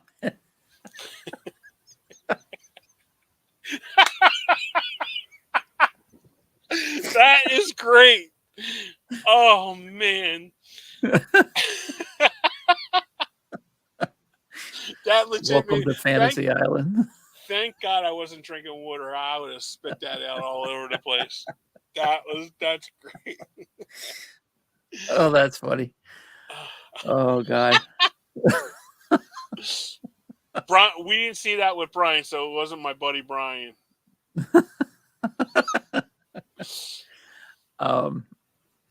Oh man, the best movie that I ever went to with people yelling stuff out was Cool as Ice. Oh yes, we went to see that in the movies too. Great movie. The thing is, I didn't see it until 2008. Oh. Believe it or not, I went to the same theater I saw Clue at a midnight showing, and I had never seen it. And so it was the first time I had ever seen it, and people were yelling stuff out, and it made the movie so much better. Yes. Oh my God. We went to see. Remember Small Soldiers? I think I've told this story before. Yeah, I remember. I think it was Joe. Was it Joe Dante that did Small Soldiers? Yes. Okay. Pretty sure. Yeah. We're like 8 of us are in a row. We're all grown ass men. We're like in our late 20s, early 30s when we were going to see it. And there's a whole bunch of kids. And my buddy Brian yells out, they think we're a bunch of fucking pedos, dude. You know, like that. And I was like, Brian, calm down. He goes, what? We're not kid touchers. You know? So that made the whole, the whole experience. But That's yeah, dude, you had to know him. You had the love one was to know him. I swear to yep. God. So I think everybody has a friend like that in life that Yeah. it's just like really like over the top that like One who just has like really. absolutely no filter. Yep. Yep. Absolutely, Definitely. because you're like cringing in your seat, but when you get out to the car, you're like thinking to yourself, "That was hysterical what he Yep. just did." Oh, that's funny. Yeah. All right, what do you got next? Big Lebowski, Ooh, that was on my list too. 1998, Yep, $17 million, and crazy. now it's got a religion, dudism. Yeah, is dudism. And the first time I watched that movie, I talk a lot about in my videos on my channel that I've been giving a lot of movies second chances, and that's one that I definitely gave a second chance to, and it deserved it because the first time I watched The Big Lebowski, I did not like it at all. Yeah, I didn't I like it either. I didn't get it. I thought it was stupid. I just I just went over my head. I just did not get it. Second time I watched it, I loved it. And I've watched it several times since, and I've always liked it and since then. But the first time I watched it, just over my head. Yeah, I So, remember renting that, and a whole bunch of us were watching it, and I just got up and just was like, there was dirty dishes in there, and I just like went out and cleaned it. I just didn't get it, and it was like one of my friends goes, "You don't like it?" I'm like, "I don't get it. It's not that yeah. I didn't like it. I think there's something wrong with me as a person when I don't get a movie, you Mhm. know, and it's just like it's and like the Coen Brothers movies are always they always make you think, Yep. you know? It's like, but they're always, it seems with the Coen brothers, especially, they're always two steps ahead of you, Mhm. when they're thinking like when you watch Blood Simple, that's a perfect example. It seems like they're way ahead of you and you're playing catch up. Yep. Like Carl Lewis is like speeding right past you. And it's like, Carl Lewis. Oh my god, I haven't heard that okay, name in yeah. forever. So it's like he's like or Bolt, okay, Yeah. for the kids. I get. Usain Bolt, he's a fast runner, and you're always catching up. But it's like your mind, because you're always trying to take in, especially like when I watch like Grant, the guy that does Budapest Hotel, Oh, Wes Wes Anderson. Anderson. His movies, there's always something in it. They're so quirky and they're so well done that they each scene means something in the Mhm. movie, and you're playing, and that's what with the Coen brothers, you're always thinking, but they're always thinking two steps ahead of you, Yep. and it's like really weird. And I kind of think that's because I think they've only had one big hit, right? Which was Fargo, the Coen brothers, Um, and that was just modest.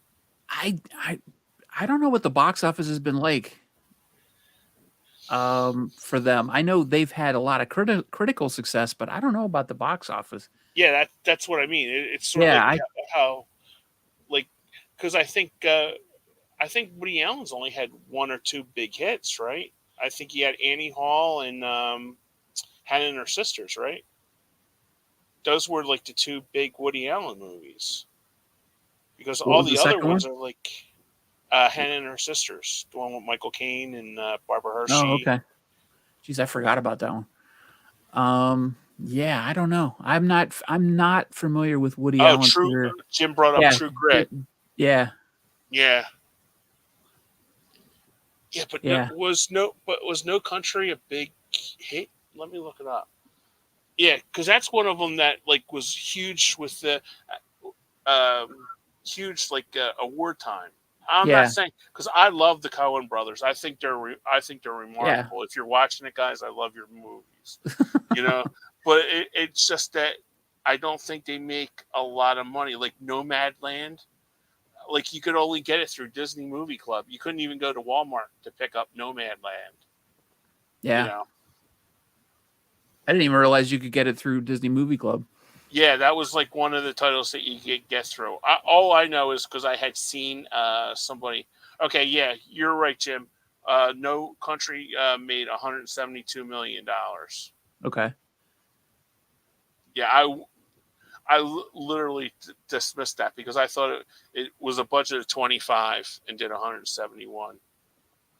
Okay. Yeah, but I they're not known like to have like what is it, the three billboards in Ebbing, Missouri. Yeah. I mean, that didn't play. That didn't get a wide, especially in Jersey here. It didn't get a. Well, I'm in Philadelphia. Um, it didn't get a big distribution there because they were always used to play like at the Ritz. We had the Ritz 5 here. Mm-hmm. You know, um, I'm looking up True Grit right now as we speak. Oh yeah, True Grit. Man, Jim, you should be the host. 252 it made $252 million. I'm sorry. That, Wow, good job, that's Jim. the Thank only. you. Yeah, there you go. He knows his shit. Yeah, thanks, Um, Jim. I I think True Grit is the only Coen Brothers movie I went to see at the theater. Is that So right? yeah, so that doesn't surprise me. Um, Jim said he's got one for us, a 1990 horror fantasy written and directed by the author and co-starring a Canadian horror icon. Hmm.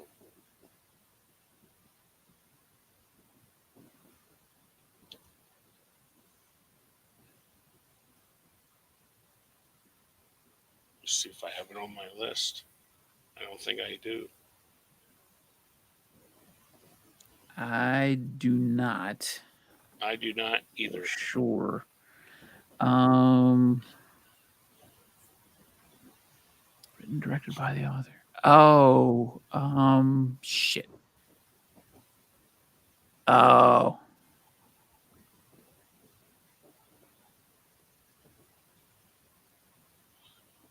Nightbreed. Nightbreed. Okay, that movie. I literally that movie scared the shit out of me when I rented that at the movies. West Coast Video. I remember my buddy said, "Hey, let's watch these movies." So I give my brother money to rent movies. He rented like a stack of them. I come home, get my shower. We're eating our Wawa hoagie, and I'll never forget. That's why it's like movies are like so in touch with what I can remember who I watched it at. Yep. 2:30 in the morning, I can watch it pitch dark, 2 o'clock in the morning. Yep. That movie scared the hell out of me, man. Let me tell you. I don't think I've seen that. That Who's the Clive Canadian Barker, horror icon? Clive Barker. I know the director, but who's the Canadian horror icon that co-starred in it? Well, Craig Schiffler is the star in that. I haven't seen it, so I don't know. Jim said he seen it in an empty theater and went back and watched it again. You're better. Oh, Cronenberg co-stars in that. Oh shit! Wow. Okay. Yep. That was, dude. That seriously. Oh, okay. I didn't know that, Mr. Dan. I only seriously watched that once because because I didn't really get into horror movies until like literally the last 4 years. With everybody picking up, and it's like, oh, what did I miss? Yeah. Watching these. So it's like I'll have to watch that and see if it really. Okay. Yeah, I take your word for it. Oh yeah. I Yeah. I used to work at a video game store, and there was a guy there that he swore by that movie. I just never got a chance to see it. The first movie that came to my head when you said that was a movie called Blood and Donuts, which I I've can't never heard of remember. that before. Yeah, it's very hard to find, and I only had heard about it because a coworker of mine. Um, it came out in '95, so that's why I was like, "Nah, it can't be that one." But Guess what, Sean? Nightbreed is on Tubi. not a Oh, sponsor. sweet. I will definitely Yes, put. thank you, Tubi. I don't know. Is Bill Paxton in that? In Nightbreed? Yeah. Katie asked if Bill Paxton was in Nightbreed.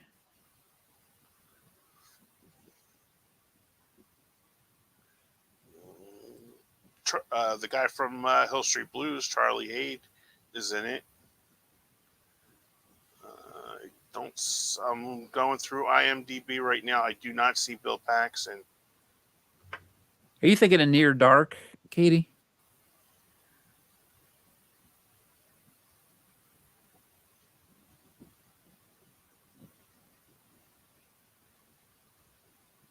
Yeah, I don't see him.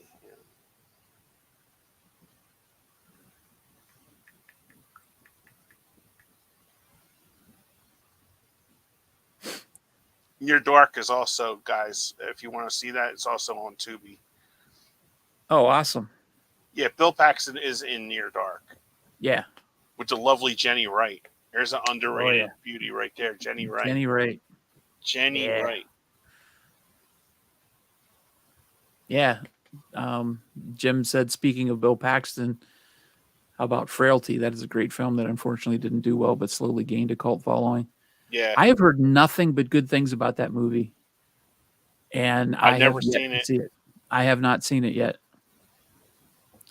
I think I might have the poster for it, but I never Cool. seen it. I might have it because I know we had the poster at my last theater, but I don't know if I took it. Um,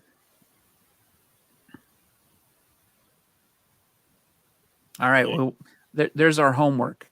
How about that? Frailty. Frailty. We got to watch Let's. Frailty for Yep. next week All or right. next show. Next show we'll talk about Frailty. Let me look it up. See if it's on the Tubi. All right. It's a 2001 movie, kids. It is on the Tubi. All right. There we go. Frailty, 2001 movie with Bill Paxton. Matthew McConaughey's in that. Yep. That I knew. Powers Booth, always a great actor. Powers Booth. It's also on Pluto TV. Oh, okay. But who needs that when you got Tubi? Yeah, exactly. It's on the All Roku right. channel too. Tubi. Oh, it is? Yeah.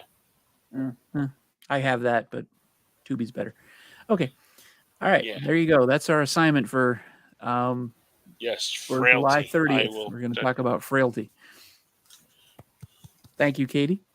Yes, thank you guys for the recommendation. See that? Look at you guys coming up with a recommendation for us. I feel I have done a community service. Thank you, Jim. Yeah, it's good to know, good to find like movies that you've never seen before. You know, that I've heard of it before, and there's two movies right there I got to watch: Nightbreed and Frailty. Yep, same here. Because the last time I seen Nightbreed was the night that I watched it with my buddy. I've never seen either one of those. So what about this? We'll do a Frailty Nightbreed show next week, I keep saying next week, but it's not till the 30th. 2 weeks. 2 weeks to get this magic back, kids. All right. It's hilarious. I buy like a gajillion movies a month, and then I'm going to watch 2 movies on Tubi. You're exactly right. I swear to God, I get all these movies from the Whatnot and stuff, and it's like, hey, Helen, what's on the Tubi? You know, and then it's like I'm watching 3 movies on Tubi. You know, that like dumbass, you spent money on these movies. You know, so because I just watched 4D. It's a movie from 1957 with Lee Merriweather. What's it called? 4D. 4D, like fourth dimension. Yeah, 4D. Yeah. Oh, okay. It's a 1950. I think it was 1958 with Lee Merriweather. It was like one of those ones that, like, you know, like when you're on the Tubi and it like pops up your recommendations. Oh yeah. And I like to watch like the monster movies or the bad sci-fi movies, and that one just happened to come up. So I was like, oh, okay, let's watch that, because I'm up to watch anything. I'll watch anything once, you know. So it was like, and I really liked it. It was good. And then it was like, and then I'm trying not to do the Kino Lorber sale. I seen Mr. Dan pick his up, and the damn movie's on Kino Lorber for I think $6.99. And I'm like, do I like the movie that much to buy? And I'm like, no, dummy, you're not going to buy. You know, you're not going to go from the Kino sale. So it was like, you know. I saw in my email box I got the Kino Lorber sale, and I went through and I'm like, nope, not doing it. I put two things in my cart. Nope, not doing it. And I just closed the website. Yeah, I literally, when I went through it, I went from, I always do like especially with Hamilton Book, not a sponsor. What I do is I go from low to high. Yep. So it's like I go down there, and it's like, and there was like, and then like when you go through the cart, like a Hamilton Book, you have about like 40 of them in your cart, because you just like keep one at it, and then you like kind of wheel them down, you know. And then you got to make Sophie's choice. You know, do you want to see this one? Is this one more important? And it's like by the time, but it's like I even stayed away from Hamilton Book. There was about 6 of them that I definitely wanted, that I just, you know, whatnot's become a problem. So it's like I just stayed away from it. Book would have had a drop yesterday, wouldn't they? No, they are 2 weeks away from their new drop, because they put it out a week before. Oh, okay. The week before 4th of July, because that's when all the Kino, all the people bought all the Kino stuff. Okay. Because I thought it was the third Monday. Actually, I think it comes out the night. It'll come out the 29th before our next show. Okay. Yeah, because I think that they'll do that then. Okay. I will hide my phone. Catching up on the comments here, Mr. Dan said that he watched a movie on YouTube this morning based on a review he saw, but he's got so many he should be watching instead. Yeah, that's the problem, Dan. It's crazy, you know. So many movies, so little time, and it's like, I don't understand. There's like, you find like, especially like the independent ones, like I've been into like I just watched one last week. I got to do a review for was called Point of Origin with Ray Liotta and John Leguizamo. It was an HBO movie. Dude, I never heard. It was from 2002. Never heard of this before in my life.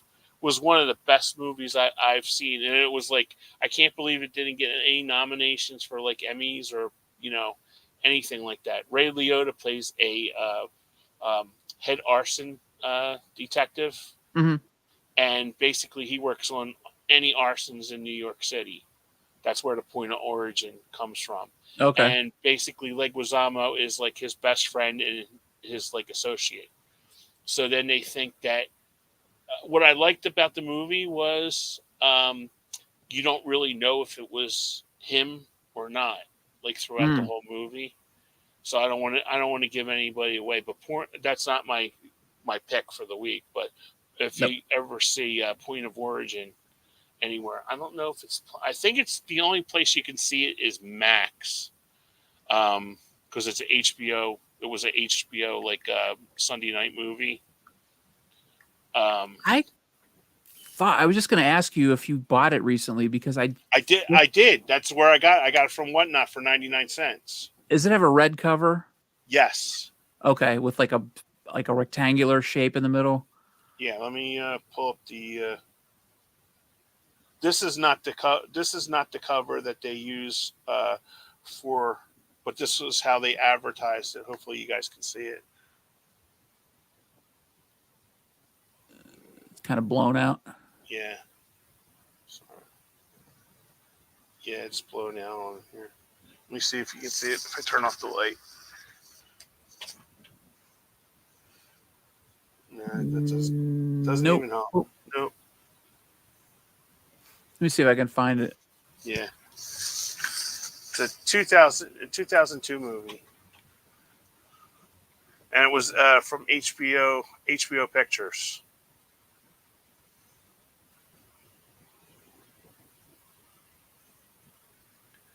It's really Emmy nomination. It got an Emmy nomination for visual effects, and the visual effects done in this movie, I thought were better than Backdraft. Oh, really? Yeah, it's that good. I mean, yeah, there it is.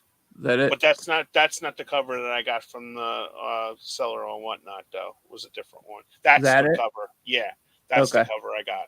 Okay. Yeah, that's the one I was thinking of.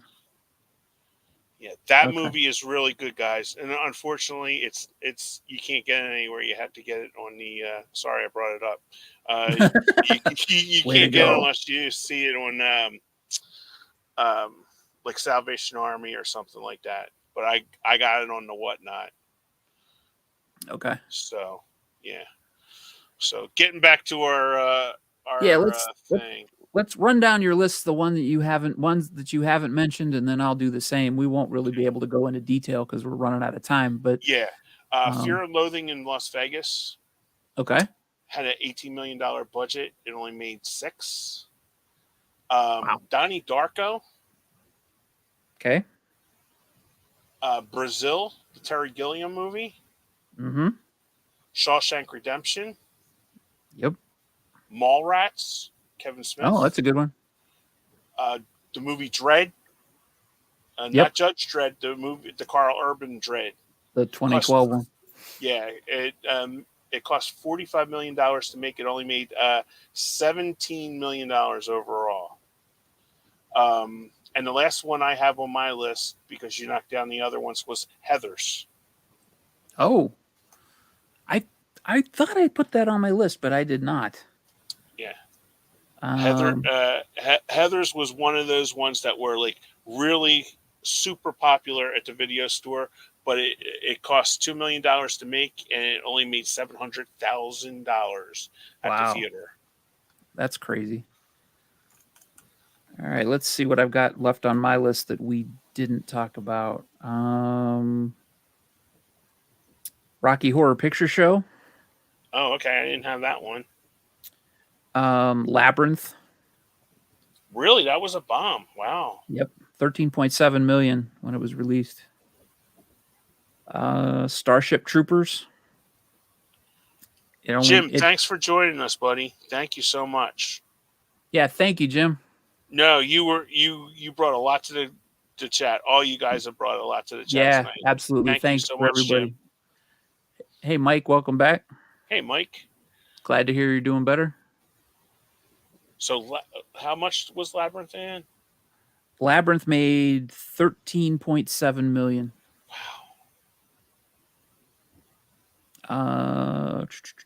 It's a Wonderful Life. Yeah, that's yeah. That was a pretty big bomb until like the 70s, and then it was on TV. Citizen Kane. Oh yeah. Dazed and Confused. Yeah, I had that. I had crossed that out because I thought we talked about that one already. Oh, okay. We talked about Office Space. Yeah. Willy Wonka. We talked about The Thing. We talked about Iron Giant.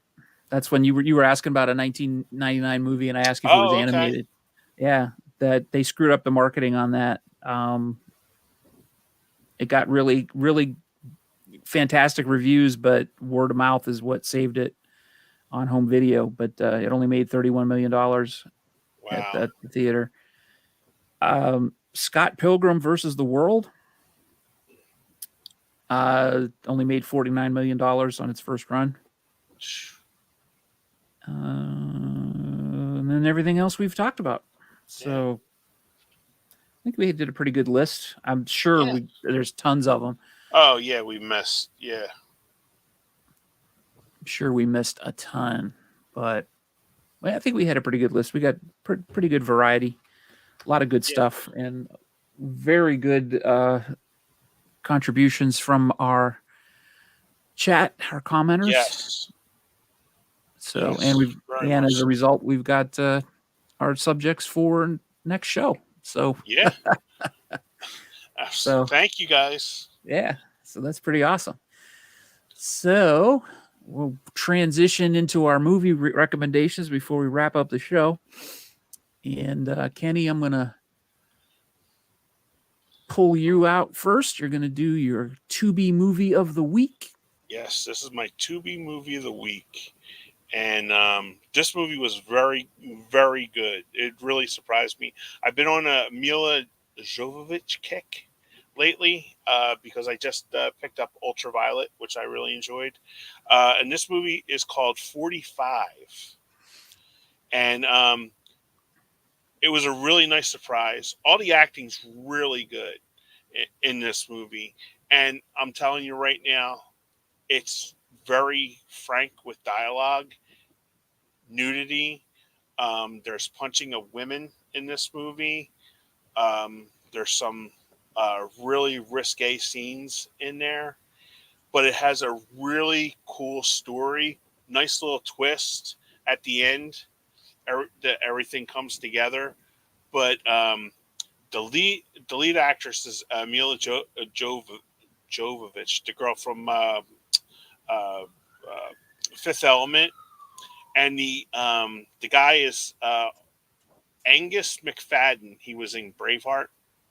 He plays Al, Evil Al, and he's the abusing boyfriend. So I gave it 4 out of 5 Whoppers. I really enjoyed it, and Stephen Dorff's in it. I know there's a big he's like a cult actor for many people. Stephen Dorff, he plays Riley. Aisha Tyler is in it, and there's a pretty girl in it I never even heard of until I watched this movie. She plays Vic. Her name is Sarah Strange. Never heard of her before, but she was very good in the movie. I really enjoyed the movie. I told Sean about it to check it out, and it's on Tubi. So if you don't have Tubi, shame on you. But they also have it's also on Freevee, Peacock, Plex, Pluto, Prime, Shout Factory. But watch it on Tubi. But 45, I highly recommend that for your viewing pleasure. But like I told you, watch because it's really tough to watch.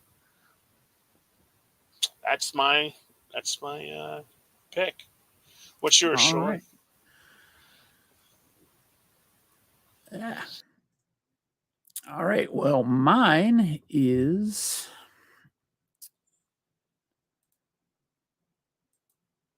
not 45. It is Bonnie and Clyde from 1967. It's kind of funny how I came to watch this. It's kind of like all signs pointed to Bonnie and Clyde lately.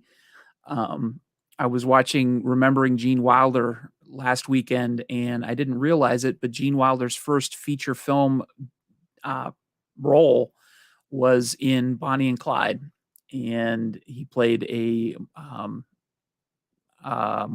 I think they refer to him as a mortician or a funeral director or something. Um, but I had forgotten about that, and I had seen Bonnie and Clyde once when I was a little kid, and I remember liking it a lot. And um, probably was way too young to be watching Bonnie and Clyde when I was a little kid. But it's a rated R movie, and it featured a lot of eye popping violence for when it was released back in 1967. Watching it now, it seems probably pretty tame, but at the time, it really got a lot of people's attention because of the amount of, I hesitate to say gore because there's a little bit of blood in it, but it's one of the first uses of what do they call them? Squibs, when they put the blood packs on people and people get shot and the blood squirts out. So there was an excessive use of squibs in this movie. But it is a really stacked cast. I don't want to just make it about the squibs and the gore and the violence, but it's about the performances too. Warren Beatty, obviously, as you can see here. Faye Dunaway play Clyde Barrow and Bonnie Parker, who are Clyde Barrow is a bank robber, and Bonnie Parker is a bored waitress who falls in love with him, and they basically go around and start robbing banks in the Midwest. And just they team up with Clyde's brother, Buck, I believe is his name, played by Gene Hackman, and his wife, played by Estelle Parsons. And Estelle Parsons was in a movie called The UFO Incident, which I had just seen recently. And I'm like, oh, yeah, that's right. She was in Bonnie and Clyde. So I figured I should watch Bonnie and Clyde. Um, but it's heavily fictionalized, but the performances are fantastic. You can see the tagline on the artwork there. It says, "They're young, they're in love, and they kill people." It's funny, it's entertaining, it's just a really good, solid movie. The type of movie they really don't make anymore. It doesn't go out of its way to explain a lot. There's a lot of stuff that you have to figure out on your own. Um, and it really doesn't spell things out for you. So it's a really good movie, and saying that really undersells it. It's a classic, and I highly recommend seeing Bonnie and Clyde. And it might seem a little tame for today, but it is really worth watching. So there you go. That's mine.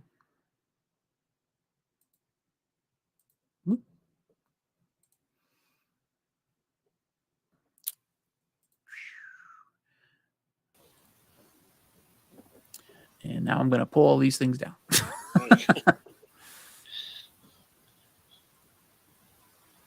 All right. Cool. That's good to hear, Mike. Yeah. Oh, good to have you back when you get healthy again. I'm glad you came over to see us.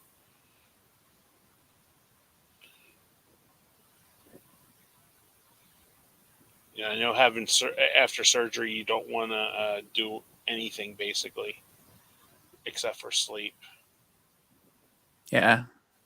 You're going to have good days and bad days and definitely pain days. So, whoa. So yeah, we're good. We're glad you're up and around, at least well enough to be at least online Hmm. participating So, in have the you seen wacky. anything that stands out? Have you been watching anything, even on the Tubi, not a sponsor yet, or have you picked up anything interesting this week?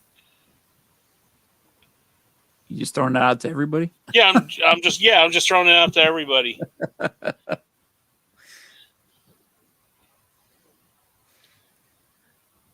Yeah, because I haven't really. I just been watching like a lot of stuff. The last one I watched was 4D on Tubi this afternoon, and I really enjoyed that. Yeah, I haven't had a lot of time to be watching a lot of stuff. The last thing I watched was um movie wise was Bonnie and Clyde. Oh, okay. Let me double check. Like I said, if it's not written down, I'd forget. How about you, Katie and Mike? You guys watching anything recently? Have you? Because go to Mike's DVD Blu-ray collection. He just put out a bunch of his Charles Bronson Part Deux uh, video, and I love Charles Bronson. And Yeah. the movie that he talked about was Bronson's last movie that he did before he passed away. Um, I think you're right, Mike. It was made when right when Jill Ireland passed away from breast cancer. Because Mike was talking about, you could see like the hurt in his eyes and like the loss in his eyes from the role. And I'm sorry, Mike, I don't remember the movie I was because gonna say, what's the I movie? swear to God, I'd never heard of this movie before. That let me look it up. I never even seen the movie he heard of because I was going to look it up, but I got sidetracked. You know, squirrel. You know, kind of thing. So. Uh,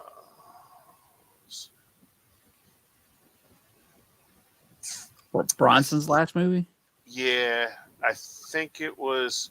Um, I think the movie he was talking about was Family of Cops. I'm not I'm not sure, but he said you could tell. Yeah, because the family he did three Family of Cops movies before he passed away. Mm-hmm. Uh, which I never even heard of these movies. I probably seen them because they were like late '90s. Probably seen them because whenever Charles, that was like one of my dad's favorite people, besides John Wayne. There was as he used to call him, Chuck Bronson. When Yep. Chuck Bronson came on, we watched Chuck Bronson. Chuck. That's what it wasn't Charlie or Charles. Chuck. It was Chuck I like Chuck Bronson. Well, But Jill Ireland passed away in 1990. Okay. So he did quite a few things. Yeah. I don't think it was Indian. I don't think it was Indian Runner. That was in '91. He was in Yes, Virginia, There Is a Santa Claus. I had no idea he was in that. He's got third billing under Richard Thomas and Edward Asner. When I think of macho men, I always think of John Boy Walton. You know what I mean? It's it's like Seagal, Van Damme, Arnold, Stallone, Richard Thomas. I don't. He was in a movie called The Sea Wolf with Catherine Mary Stewart and Mark Singer. Wow. That was a TV movie too. Yeah, one of the ones that Mike had brought up was White Buffalo, where he was Bill Hickok. Yeah. I wrote down like a whole bunch of them that he's got a remarkable film library, because you go down the stupid rabbit hole, and it's like I watched all the like you recently just picked up the Death Wish 4. Mm-hmm. It was on HBO Max, and me and my uncle were talking about it one day, and he goes, "Oh yeah, I watched the Charlie Bronson movies on the Max." I was like, "All right." So I started with Death Wish, I hadn't seen for a long time, and then if you notice with those movies, they set a template, Yep. Rape, vendetta, Then he goes like, you want the Incredible Hulk music. Dun, dun, Yeah, dun, dun. right. He always leaves for another town, from Chicago to LA to San Diego to Texas. He manages to translate his career as an architect into something in every place he goes. And there's always a police detective that, I remember you from New York. Yeah. I remember you. Kersey, isn't it? Yeah. And we can't forget the Bronson ripoff too. What's his name? Robert Bronzy. Oh, he's so awesome. There was one that I bought when from one of my hauls from Dollar Tree, when Dollar Tree did it. Yep. And it was just like, oh my God, he looked like so much like, but I think he's Hungarian, and all of his lines are dubbed. Yep. And it's just like really, really bad. Really bad. Yeah, but the movies are good though. Yeah, the movies aren't too bad. I've seen him in two things. I saw him in Death Kiss, which is the one he plays. That's Mr. the one. K. Yes. Yeah. Where he's literally playing Charles Bronson from Death Wish, but they call him Mr. K, and the tagline is "Vengeance as a familiar face." I'm like, okay, could you be more subtle? But I saw him in a Western too, and the name escapes me. Let me look it up. I know exactly which one you're talking about, because I think I actually watched it too, because he stops a girl from being murdered, like in the desert or something like that. Once Upon a Time in Deadwood. That's the name. You know what? I was going to say Deadwood, but I thought that was a Danny Trejo 5-minute cameo movie, like Death and Tombstone or something like that, that he's always in. And it's like, their first billing, Danny Trejo. And then the son of a bitch is only in it for like 5 minutes. Yep.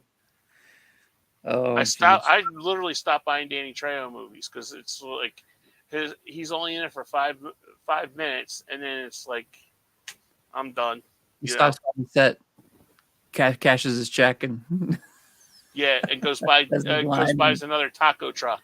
Yeah. Goes to catering, gets his lunch, and leaves.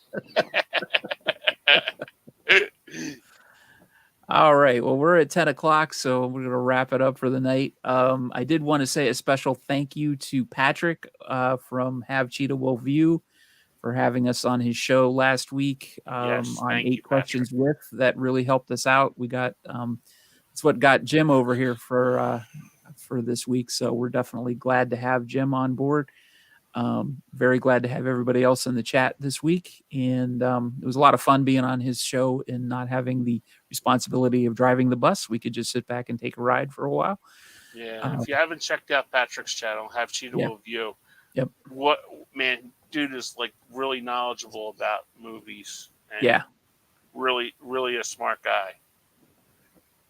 Really a smart guy. Yeah, absolutely. Thanks, Katie. You have a great night too. Everybody else have a great night, and we will be back in 2 weeks on our bi-weekly schedule. Yeah, wasn't it Chuck? Yeah, Chuck Woolery. See you. So thanks again for everybody for tuning in. If you're watching this live, thanks for being here. If you're watching the replay, thanks for watching, and we'll see you in 2 weeks. Good night. Good night.